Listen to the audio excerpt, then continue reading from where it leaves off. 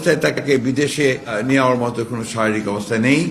BNP নেতা কর্মী, তার শুভাকাঙ্ক্ষী বা দেশের মানুষ তারা দয়া করে হাসপাতালে ভিড় করবেন না। বাংলাদেশের অবিসংবাদিত নেত্রী, গণতন্ত্রের মাতা দেশনেত্রী বেগম খালেদা জিয়া বেশ কয়েকদিন ধরে অসুস্থ অবস্থায় এবার কেয়ার হাসপাতালে আছেন এবং তার শারীরিক অবস্থা কিছুটা সংকটাপন্ন। দেশের বিশিষ্ট চিকিৎসকবৃন্দ, বিদেশের আমেরিকার জন হপকিন্স এবং লন্ডন ক্লিনিকের বিশিষ্ট চিকিৎসকেরা তারা তার চিকিৎসা করছেন।